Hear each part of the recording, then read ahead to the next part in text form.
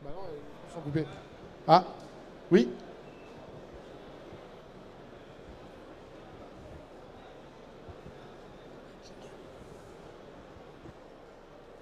Bah, bonjour, bonjour à tous.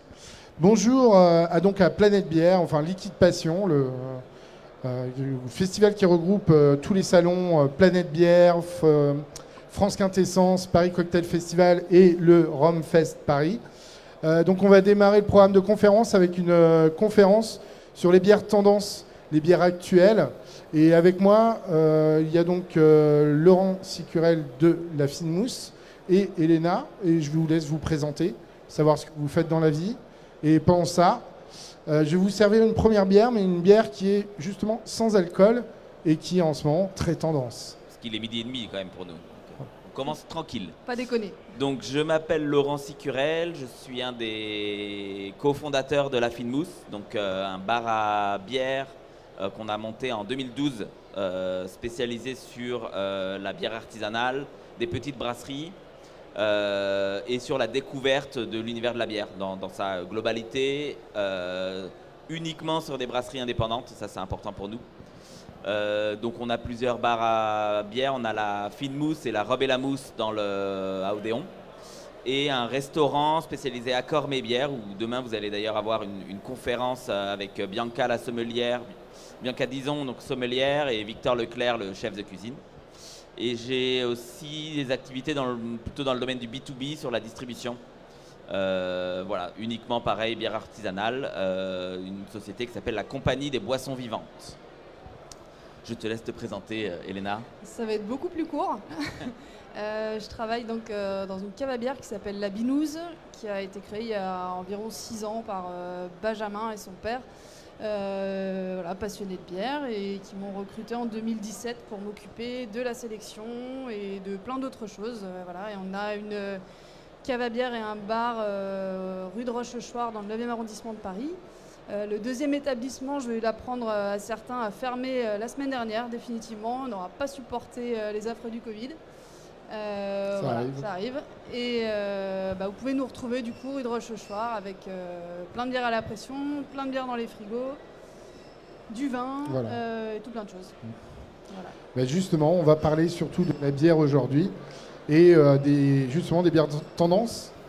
Donc là, on démarre sur une bière qui vient de la brasserie Brussels Beer Project, qui est la Picobello, une bière sans alcool. Et on commence à voir de plus en plus de bières sans alcool.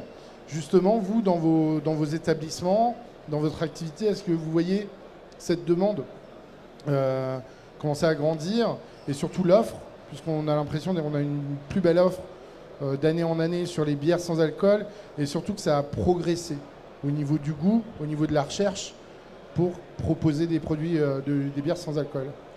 Alors je pense qu'il faut déjà différencier deux choses dans les bières sans alcool. Ça va être les bières avec vraiment très peu d'alcool et les low ABV, les bières faibles en alcool. Et c'est deux types de consommation totalement différentes. Il y en a des low ABV. Moi, je me rappelle quand la brasserie de Montsalève est sortie sa Sorachi Ice Bitter, qui était à 2%. Ça marquait un peu l'idée de pouvoir boire des bières sans forcément avoir le côté enivrant de la bière. Donc, on conduit après, ou on n'a juste pas envie de monter en taux d'alcoolémie. On peut boire des bières plus légères en alcool. Et dans la tendance low ABV, voilà, la bière sans alcool actuelle, il y a un peu ça. C'est-à-dire que cette bière, par exemple, elle est à 0,3% d'alcool. Donc légalement, c'est une bière sans alcool. C'est moins de 1,2. Donc rappelons que c'est 1,2. 1,2 en dessous de 1,2%, on peut appeler sa bière sans alcool. Voilà. Et donc ça pourra correspondre à des gens qui veulent justement boire une bière, avoir la sensation de boire une bière, quelque chose avec du goût. Et en même temps ne pas après 2 pintes devenir complètement avoir le côté enivrant de l'alcool, quoi. Et après il y a la deuxième un peu tendance des gens qui boivent pas d'alcool, les femmes enceintes notamment, mais aussi n'importe quelle personne qui n'aime pas l'alcool ou ne supporte plus l'alcool en tant que tel. Et là il y a un peu moins d'offres sur les bières à 0,0. C'est un procédé industriel qui est un peu plus complexe, que les petites brasseries n'ont pas peut-être encore mis en place. Où ils n'ont pas les moyens de le faire. Ils n'ont pas les moyens de le faire. Voilà, mais il faut vraiment, je pense, différencier ces deux-là. Voilà. Sur la cible un peu plus femmes enceintes, gens qui boivent vraiment pas d'alcool, moi, ce que je remarque régulièrement, c'est, tu me diras si tu es d'accord, c'est que les bières à 0,3, 0,5%, il y avait Brewdog qui avait commencé un peu lancer le mouvement avec Nanny State en 2013, je pense, à peu près. Oui. Et ben, la plupart de ces gens qui veulent vraiment pas d'alcool, ils y vont à tâtons. Certains en prennent un petit peu, mais c'est pas non plus évident, quoi. Ils vont tester, mais malgré tout, l'offre à 0,5, 0,6, même 0,9 chez la brasserie Toussaint fonctionne énormément, même chez les femmes enceintes, à passer un certain nombre de mois. Elles s'y tentent quand même. Après, moi je vois en cave, on a presque 6 ou 7 références de bières sans alcool qui tournent, des nouvelles parfois, des bières même qui seront des IPA, des Pale Ale, on a des Stout, Milk Stout sans alcool, des Neipa, il y en a une dernière qui vient de sortir d'une brasserie croate qui est à 0,0 de chez Garden Brewery. Enfin, voilà, il va y avoir pas mal d'offres tout de même, et même chez Brussels Beer Project, on va avoir Neipa, des West Coast IPA. Ils vont différencier réellement les styles. Donc on va trouver des sours chez La Débauche en France. On aura un Berliner Weiss framboise. Il y a une offre énorme en sans alcool et les gens en prennent 5-6 différentes dans leur panier pour pouvoir justement goûter et différencier leur offre. Voilà. Très bien. Plein de choses. Les aléas du direct. Je me rends compte qu'on n'a pas de crachoir ou de choses pour reverser les bières. À chaque fois. Donc pour l'instant, je vais vous demander de faire cul sec sur une bière sans alcool, ça va aller. Ça passe. Par contre, si quelqu'un peut nous aider, peut nous ramener un petit versoir pour pouvoir reverser la bière si mes compagnons de route ne tiennent pas. Celle-là, elle est bienvenue, on dirait un panaché. Voilà, ça passe. Ça fait vraiment panaché. Donc là, la prochaine, on va partir sur une bière qui est plutôt la bière vraiment un peu, j'ai envie de dire star. C'est un style, hein, on va toujours parler de style. C'est pas forcément cette bière qui est la bière star, mais c'est le style. Le style, c'est les New England IPA ou Hazy IPA. Ce sont plutôt des bières qui vont se présenter un peu comme des jus de fruits.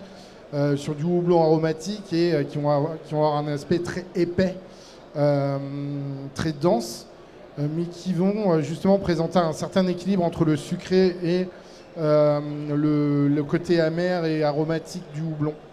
Casser un peu l'image de l'IPA très amer voilà. Que les gens peuvent se représenter. Je vais vous laisser justement en parler de cette, on va dire, de cette popularité maintenant. Parce que maintenant, tout bar et toute cave se doit d'avoir une grande diversité de New England IPA.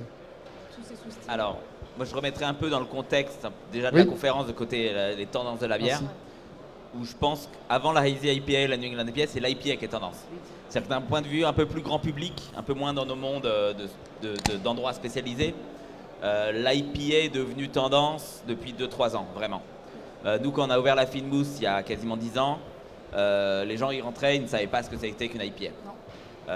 Donc, ils ne savaient pas ce que c'était qu'une IPA à l'américaine. On parlait déjà d'IPA plutôt américaine et encore moins d'IPA anglaise. C'est ça. Donc, je pense que la vraie tendance au niveau grand public, c'est les IPA. Maintenant, je pense que 80% des gens qui ont l'habitude de sortir dans des bars, ils ont déjà au moins entendu une fois parler d'IPA. Ils rentrent dans des bars et disent vous n'avez pas une IPA ou moi j'aime pas l'IPA. C'est un peu la nouvelle blonde en fait. C'est un peu la nouvelle blonde maintenant, je voudrais une IPA.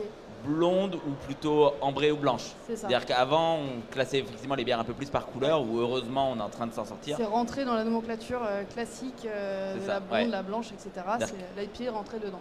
Un bar dans un angle de rue va effectivement avoir une petite blonde d'attaque. Souvent une blanche ou une bière un peu plus rafraîchissante et une IPA pour ceux qui veulent plus de goût. Voilà. Oui. Donc ça, je pense que la vraie tendance c'est celle-là, et effectivement on laisse de côté un peu dans les styles IPA, les IPA à l'anglaise qui malheureusement sont plus du tout tendance, les West Coast IPA, donc c'est toute la Californie qui avait lancé le mouvement avec des IPA un peu plus résineuses, un peu plus de malt spécial et amères, très amères. Et comme tu disais, là, depuis quelques années, dans le milieu spécialisé, et je pense que ça va venir dans le reste des endroits, c'est les Hazy IPA, les New England IPA. Donc New England comme la Nouvelle-Angleterre, donc côte Est, des États-Unis, avec des brasseries mythiques comme The Alchemist qui se revendiquent pas New England IPA, je pense pas, mais en tout cas c'est eux qui ont lancé un peu ce côté un peu plus cristallin, ce côté ultra houblonné, moins amer. Moi j'ai voyagé aux États-Unis il y a 6 ans, avant justement la grosse mode des New England IPA dans les endroits spécialisés. Et avec Joe, l'ami avec qui j'étais, on a été frappé par ces IPA très cristallines qu'on goûtait. Donc c'était pas encore exactement les mêmes levures qu'on utilisait, je pense pas les mêmes levures qu'on utilise maintenant dans les New England IPA. Merci. Mais ça commençait. Et c'est vrai que cette mode est arrivée très vite. Dans les endroits spécialisés, c'était en espace de 6 mois, tout le monde voulait boire que ça, quoi. Et plus que ça, en fait, c'est un peu les bières bonbons, un peu faciles. L'IPA, la NEIPA, New England IPA, on peut la présenter à quelqu'un qui va nous demander typiquement une blanche à la pression. Dire désolé, j'en ai pas. Et lui faire goûter, ça lui plaira immédiatement, parce qu'on est sur des arômes tropicaux, on est sur des arômes citronnés, on est sur des arômes de fruits jaunes, une rondeur et une facilité, c'est très peintable et ça se boit. On peut le caricaturer un peu en jus de houblon, quoi. Jus de fruits, jus de houblon. Jus de houblon pour nous. Voilà, et c'est ce jus côté, de fruits, on peut dire que c'est ce côté vraiment accessible, c'est-à-dire qu'on va se retrouver avec une bière qui est très aromatique sur le côté fruité, qui va avoir aussi un niveau de sucrosité assez présent, qui va être facile à boire, très doux, et donc ce qui va plaire le plus aux gens, et même les gens qui n'ont pas forcément. Je suis pas entièrement d'accord, on n'est pas obligé d'être dans la sucrosité, mais c'est la douceur. Il y a de la douceur. La douceur à apporter par ce avec corps une tendance aussi, à ajouter parfois du lactose et d'autres sucres à la bière pour ajouter de la rondeur. On peut dire que justement c'est plus pour les palais, on va dire, moins avertis, et surtout au niveau, on a plus ce niveau d'amertume qu'on avait lors des premières IPA. D'ailleurs, est-ce que vous avez justement, moi j'ai déjà vu pas mal de gens qui, lorsqu'ils se retrouvent en face d'une New England IPA, vont dire mais non, j'en veux pas parce que c'est l'IPA, ça je connais, j'aime pas. Parce qu'ils ont souvent eu une première expérience avec les premières IPA, c'était vraiment très amer, qui avait ce côté résineux, herbeux, c'était vraiment, qui n'était pas forcément consensuel. Et justement, c'est là l'avantage du bar, et d'avoir de nombreuses pressions et de pouvoir dire justement, maintenant tiens, goûte. Ça n'a rien à voir avec l'IPA que tu connais du bar d'à côté, qui va être amère, un peu flotteuse, pas forcément intéressante au niveau aromatique, et de pouvoir lui en faire goûter même plusieurs styles, justement des très amers, moins amers, des sessions et d'autres styles. En général, et je suis d'accord avec toi, que l'amertume peut faire peur à certaines personnes qui ne sont pas vraiment dedans. Mais ce qui est assez intéressant quand on tient des bars comme on les tient, c'est de surprendre les gens en fait. Quelqu'un nous dit j'aime pas la mer. J'aime pas la bière même. J'aime pas la bière ou j'aime pas les bières amères. On lui fait goûter une IPA, même à l'ancienne, une West Coast, ou une IPA amère, et les gens aiment. Donc il y a beaucoup de gens qui réalisent pas non plus l'amertume. Oui. Voilà. Pas tout le monde, je suis d'accord, mais il y a plein de gens déjà qui confondent l'acide et l'amer, ça arrive souvent. Et sur l'amertume, qui ont un souvenir de l'amertume comme quelque chose de désagréable et qui ne peuvent pas le considérer comme quelque chose d'agréable. Oui. Voilà. Après, je suis complètement d'accord sur les IPA. L'avantage, c'est que l'amertume est diminuée à un maximum, voire pas du tout. Voilà. Et donc, du coup, ça crée. Mais l'inconvénient, pour moi, c'est cette perte de buvabilité, justement. On se retrouve avec quelque chose où, au bout d'une pinte de pinte, on a un peu marre. Parce que c'est un peu lourd, c'est ça? L'amertume permet de casser un petit peu, d'avoir cette envie de reboire une gorgée après. Si on reste sur juste du côté purement fruit, au final, l'explosion de saveurs fruitées devient un peu la fadeur de cette bière. C'est-à-dire qu'il n'y a pas l'amertume ou l'acidité qui donne un petit punch pour pouvoir y revenir. Oui. Avec une tendance à mettre toujours plus de houblon dans les canettes, à même faire figurer le grammage à 20 grammes par litre de houblon. Voilà. Alors, saturé, et juste pour prendre un exemple, pareil, j'ai un ami qui n'a jamais bu de bière, qui ne buvait pas de bière parce qu'il disait j'aime pas la bière. Oui. Et je l'ai mis en face du New England IPA. Maintenant, il aime la bière. Il aime la New England IPA peut-être. Et voilà, la New England IPA. Et puis après, maintenant, il repart dans la dégustation de bière. On rappelle, la New England IPA, de toute façon, de base, c'est une bière. Le houblon, le côté fruité est apporté par le houblon. Il y a du malt, de l'eau, de la levure, ça reste les éléments de la bière. Sauf que ça apporte un goût différent sur la façon d'avoir déjà travaillé la bière, mais aussi d'avoir des houblons, des nouvelles variétés de houblons avec lesquels les brasseurs arrivent à s'amuser pour pouvoir faire ressortir tous les arômes possibles avec ces nouvelles variétés de houblons. Et ce qui est assez intéressant aussi avec ces New England IPA, c'est que ça est en train de changer le monde de l'IPA en général. Et que maintenant, il y a des brasseries qui vont brasser des IPA sans se revendiquer Hazy IPA, New England IPA, mais qui vont faire une IPA trouble et utiliser des techniques qu'on utilise en New England IPA, voire utiliser des levures de New England IPA sans le marquer. Ça devient une norme même. Ouais, c'est un peu en train de changer, mais je pense que ça va se rééquilibrer. Et chacun trouvera un peu la recette qu'il veut avec les techniques qu'il veut, soit en mode plus West Coast. Est-ce qu'on va pas soit perdre en mode plus, justement, est-ce qu'on va pas perdre forcément le consommateur si on commence à dire c'est une IPA, sachant qu'une IPA maintenant aujourd'hui elle peut être tout et rien, elle peut être super amère, super résineuse comme super fruitée. C'est ce qu'on va pas perdre le consommateur en disant c'est une IPA. En effet, c'est un style, c'est le style IPA, mais avec les houblons et les maltes utilisés et autres, on va avoir quelque chose de complètement différent. Les brasseries craft aujourd'hui spécifient vraiment le côté West Coast ou East Coast ou Hazy ou Clear IPA. Enfin, il y a plein de dominations possibles. Ouais. Ou Cold IPA aussi. DDH, voilà, on part même sur des termes qui sont très marketés. Et j'ai des clients qui rentrent parfois et qui me demandent je veux absolument une DDH IPA. Souvent on va avoir un double dry up sur une West Coast également, ça peut arriver. Voilà, mais pour eux la dénomination signifie que c'est Hazy forcément. Ok. C'est différent. On va partir sur un autre style. Donc là on a vraiment parlé du style un peu star. Ouais. Et on a noté dans le marché brassicole une autre évolution d'un style de bière. C'est un peu les bières acides, acidulées, fruitées. Là, on va boire une Berliner Weiss à la tangerine, donc une espèce d'agrume, donc de la brasserie Virginia Beer. Et justement, les bières acides, et en tout cas acidulées, je ne vais pas partir sur vraiment encore l'acide, on va voir un peu plus tard, mais les bières acidulées, justement acidulées, fruitées, toutes ces bières aux fruits qu'on peut appeler sour aux fruits. Est-ce que vous avez vu aussi cette évolution? Les gozeux, les Berliner Weiss, tout simplement sour, Imperial Sour, les Candy Weiss, tout ce qui va être très fruité, parce que des smoothies. Ça plaît énormément à des gens qui à la base n'aiment pas trop la bière, donc ça, c'est assez facile à proposer. C'est aussi un style très hype en fait. Je sais pas comment le définir. Il y a des gens qui vont détester. Parce qu'il y a les styles historiques à la base. Voilà. Les Berliner Weiss, qui était donc un style de bière d'origine berlinoise, acidulé avec des agents lactiques qu'on récupère du malt. C'est-à-dire que c'est dans la recette où on va récupérer le lactique du malt. Maintenant, il y a des brasseries qui le rajoutent pour faciliter la chose. Et brasser avec du blé, avec cette fraîcheur. Et c'est vrai qu'il y a une certaine mode. Normalement des bières low ABV plutôt, on est plus en dessous de 4 degrés. En général, ouais, voilà. C'est vrai. Sur le Berliner Weiss, c'est classique. Ouais. Et la mode actuelle, c'est pas de rester dans le style classique.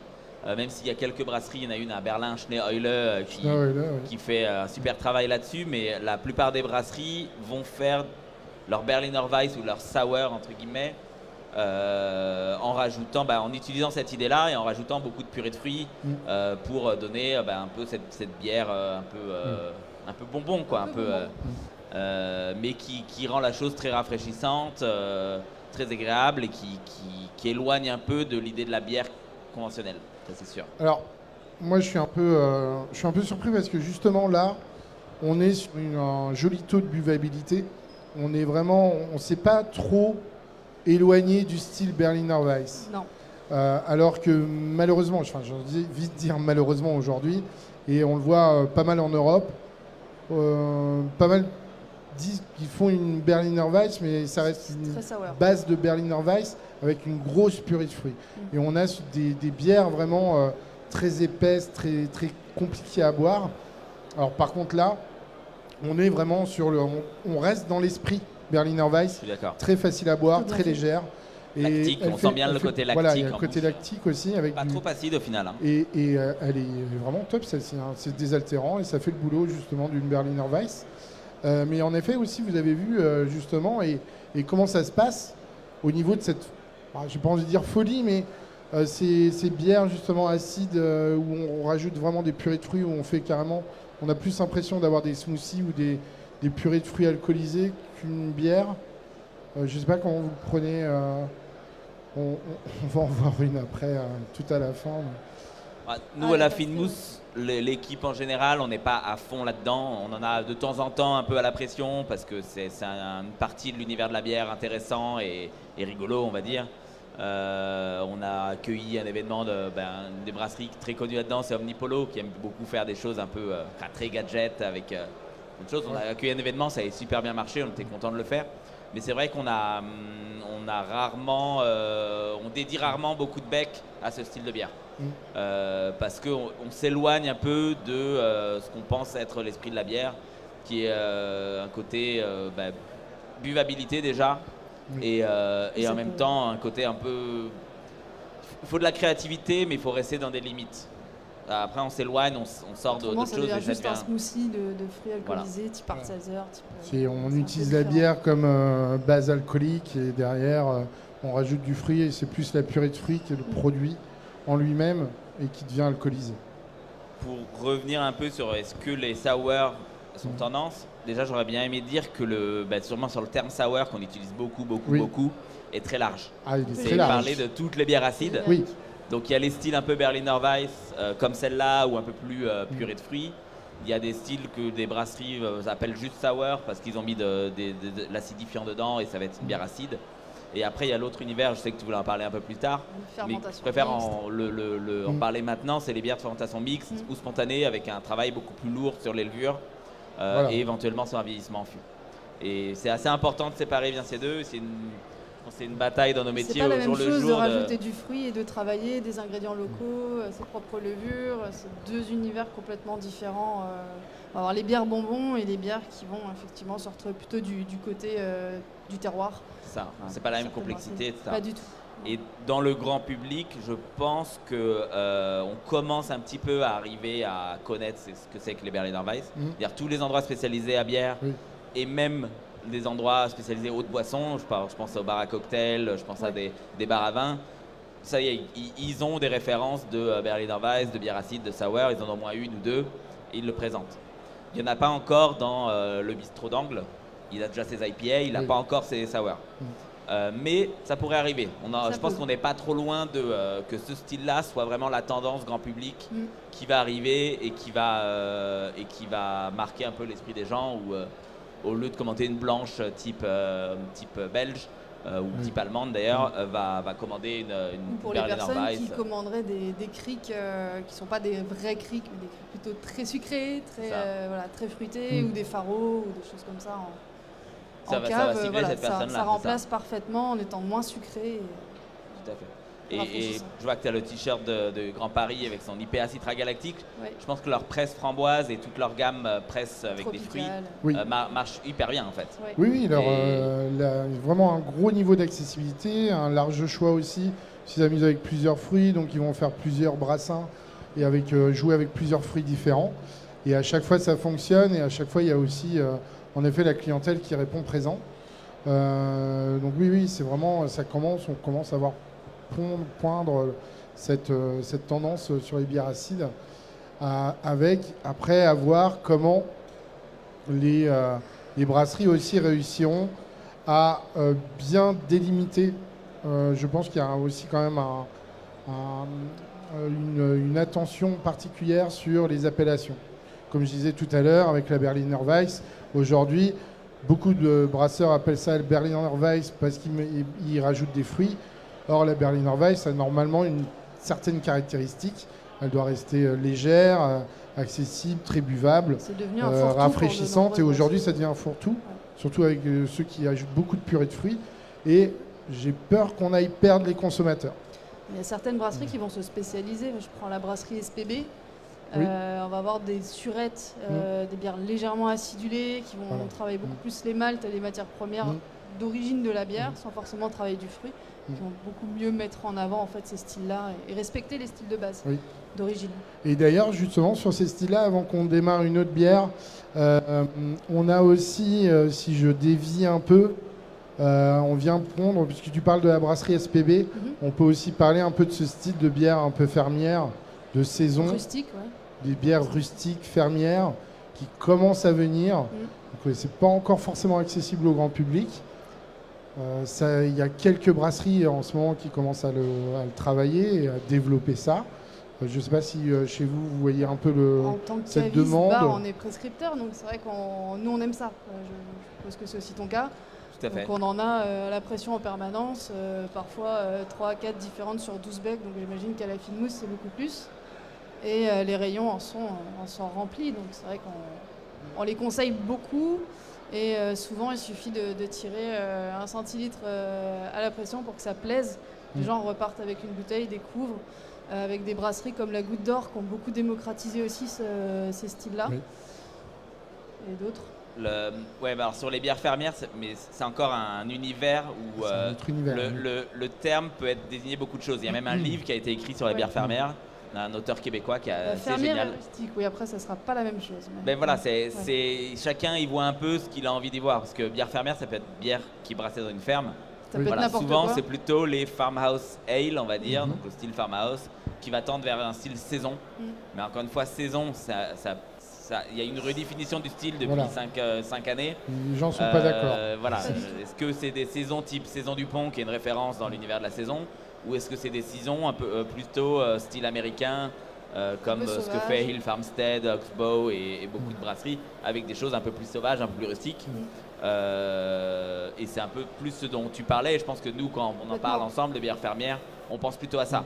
Mais voilà, il faut bien voir aussi dans cet univers de bière fermière qu'il y a plein de choses différentes. Si je dois un peu résumer de manière un peu plus grossière, j'ai envie de dire que justement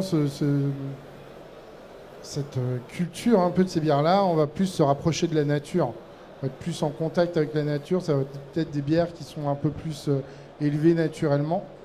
Et c'est celles qui commencent à prendre de l'ampleur et qui seront sûrement les bières de demain.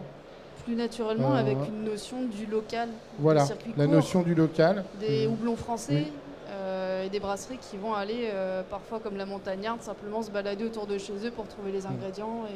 Et de levure plus locale aussi.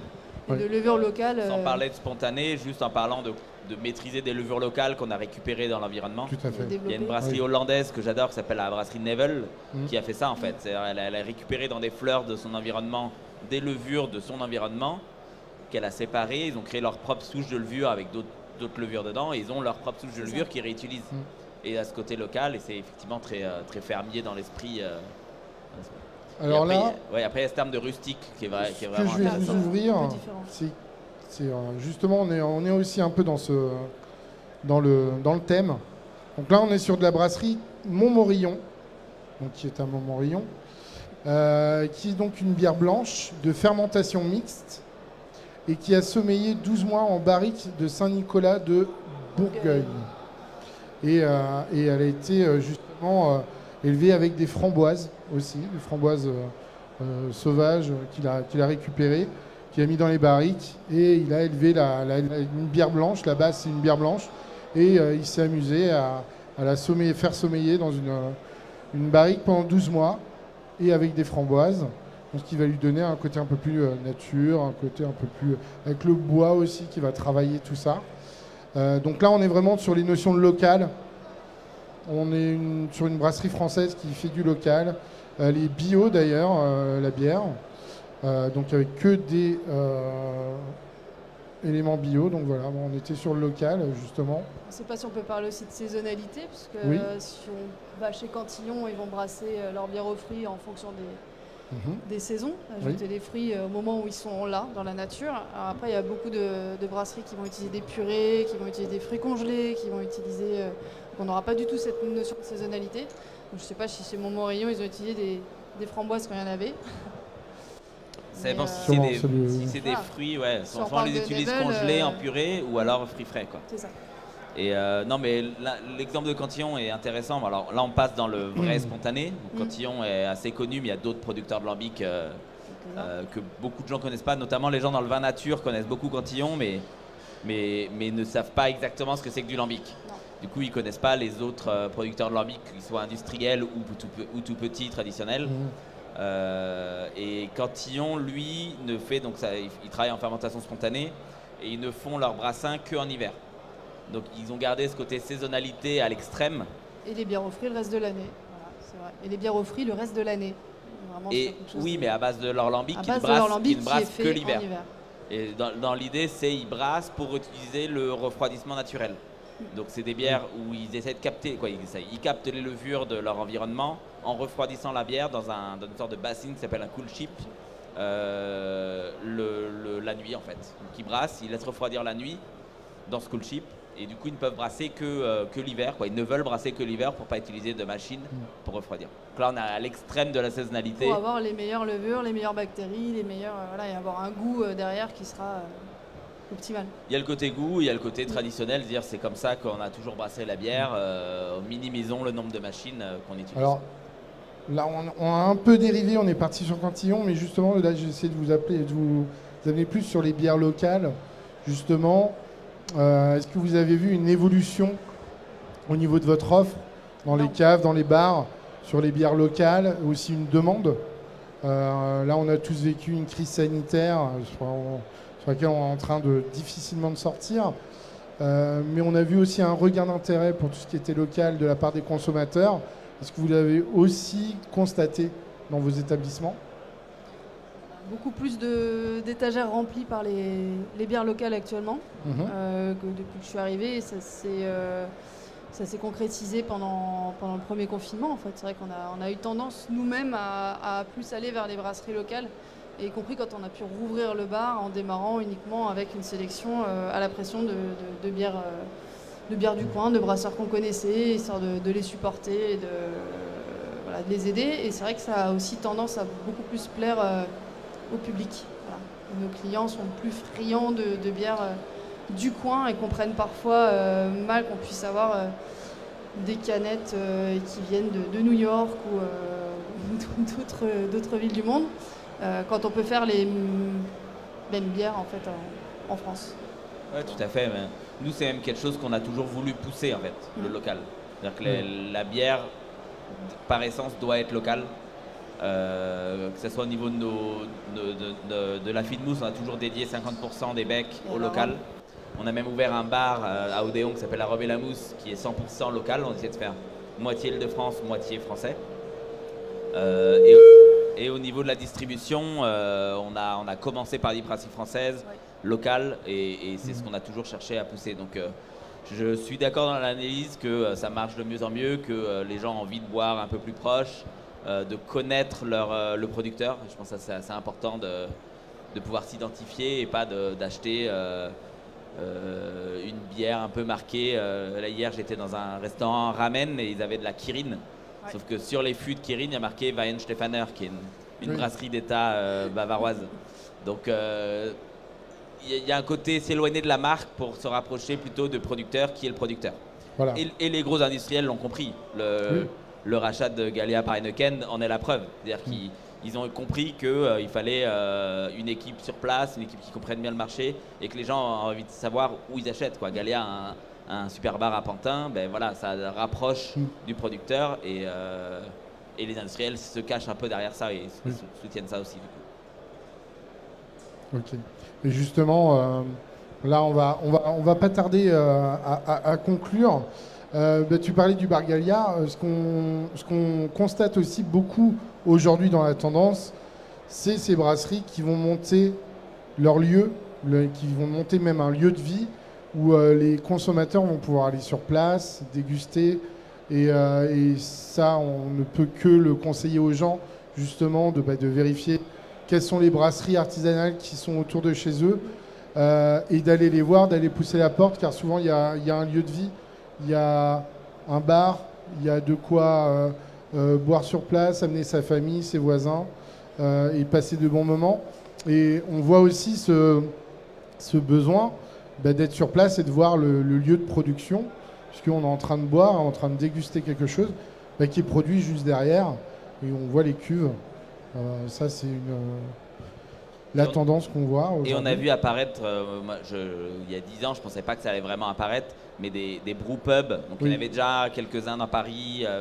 Il y en avait deux. Il y a O'Neill et Frog. Et les Frogs. Mais les Frogs qui ont déporté une partie de leur production après parce que aujourd'hui, la brassée, ça demande de l'espace et le loyer parisien est assez conséquent. Mais malgré tout ça, il y a quand même eu plusieurs brewpubs qui se sont ouverts dans Paris. Le We Are Brewers, le Paname, le Balthazar. Balthazar. On a eu Triangle à une époque. Et le Triangle à une époque. Oui. Et c'est vrai que c'est ce que tu décris, c'est cette tendance-là de vouloir être à côté de ce qui est produit, quoi. Alors on nous demande souvent si on brasse à la Binouze. Je réponds que c'est pas notre métier. Et non. Je vous propose de finir alors avec un ovni. Enfin, un ovni. On reste dans les bières tendances, mais alors là, c'est un peu la tendance qu'on va venir, surtout chez tous les passionnés un peu dans les tendances, les beer geeks et compagnie, où là, on est sur de l'Imperial Pastry Sour. Alors, qu'est-ce que c'est? On est sur de la bière. Est-ce qu'on peut encore appeler ça de la bière? Ça, vous allez me répondre. Mais on est sur donc de la bière acidulée de base, fait avec des raspberry. Alors les raspberry, je ne sais pas ce que c'est. C'est une autre sorte de baie, comme les fraises framboises mûres. Donc raspberry, c'est dans la même famille. Et où on va rajouter du lactose pour apporter beaucoup de sucre et quelque chose d'épais, de très sirupeux. Et donc on est vraiment sur de la bière dessert. Et c'est un peu les tendances qu'on a vues arriver. Donc Laurent, tu parlais d'Omnipolo, c'était un peu les maîtres dans le game des pastries. Et donc on est, ils ont appelé en plus ça Raspberry Pie, donc on est sur de la tarte, du gâteau. Et on est tout à fait là-dedans, très épaisse. Et on a vu ça avec les stouts, et maintenant on voit ça avec les sour. Et c'est un peu des choses qu'on voit se développer, surtout à l'étranger. Ça se développe beaucoup dans le petit milieu des passionnés de bière artisanale. Oui. Et là, on est sur des styles de bière qui poussent à l'extrême je pense, un défaut de la passion de la bière artisanale qui est de vouloir tout goûter. Toujours plus aussi. Voilà, déjà, sur les recettes, toujours plus. Voilà. Et sur la consommation, vouloir goûter. Parce que le goût est intéressant. On boit ça, c'est intéressant. On sent le lactose. On a l'impression de boire un dessert, un gâteau, quoi. Mais après, personne ne fera une soirée à ça. C'est-à-dire on n'a pas envie de boire une pinte de bière comme ça. Non.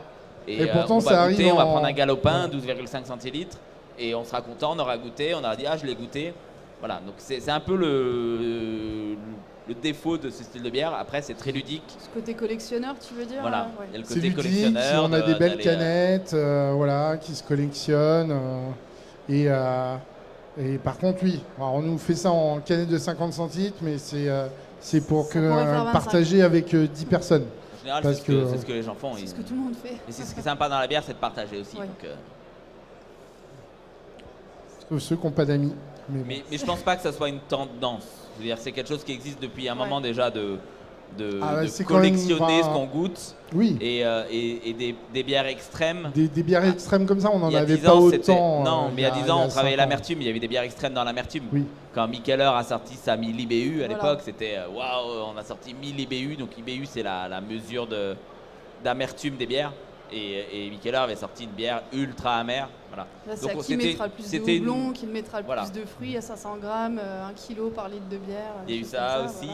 Voilà. Et là, on est dans des expérimentations où on essaie toujours de faire plus, toujours plus d'ingrédients différents qui se marient bien. Ça va, parce qu'il y a des fûts, il faut les remuer, sinon ça... Pour pouvoir tirer les bières à la pression, ils mettent tellement de fruits dedans qu'on se retrouve avec des purées, c'est plus des bières. Donc c'est bien dense. Très dense, très dense. Plus sur de la pastille. Je vais vous laisser le mot de la fin. Donc, en 2-3 mots, quelles sont les tendances aujourd'hui? Qu'est-ce qu'on va voir demain? En 1 ou 2 phrases. Laurent? Moi, je pense que les tendances, c'est une chose, mais après, au final, c'est la consommation de chacun qui est importante. Ouais. C'est-à-dire que dans les tendances, il va y avoir des gens qui vont un peu... diriger, que ce soit les producteurs dans les consommateurs qui vont diriger un peu vers où se dirigent ce qu'ont envie de faire les producteurs. mais qu'au final, c'est le consommateur qui doit s'y retrouver et voir ce qu'il a envie de boire et rester dans le classique s'il a envie de rester dans le classique. Il ne faut pas se laisser trop influencer par les tendances. Ce serait mon mot de la fin. J'ai plus l'impression que la tendance va vers l'équilibre et des gens effectivement qui veulent se retrouver dans du local et des choses qui sont à la fois buvables, partageables et à des prix raisonnables également, parce qu'on peut souvent voir dans les bières un peu geeks des prix exploser. Donc voilà, plutôt des choses raisonnables, je dirais. C'est sûr, je pense que les deux univers se développent, le côté toujours plus d'extrême et donc toujours du coup des produits plus chers plus et plus raisonnables, plus local, plus abordables. Ben voilà, on va se quitter, donc il ne faut pas oublier que la bière, il y en a pour tous les goûts, il y a une bière pour chacun, pour tous les goûts. Il y a un grand panel de dégustation au niveau de la bière, donc il ne faut pas hésiter de découvrir, d'expérimenter, d'aller dans votre brasserie locale et indépendante, toujours. On va se retrouver demain pour 2 autres conférences bières, avec une première avec Hervé Lou, pour construire une carte pour les restaurants, pour mettre la bière au niveau à table, dans des menus et des cartes de restaurants. Et puis ensuite, donc, on sera avec les collaborateurs de Laurent, qui travaillent à la Finmus Restaurant, avec Bianca et Victor, où on parlera justement accords, mets et bière, et comment dans le restaurant La Finmus, on met et on sublime la bière et les plats ensemble, et on arrive à proposer quelque chose, une offre vraiment particulière. Je vous remercie. Merci à toi. Merci Karim. Bon salon, et bonne journée à tous. On coupe.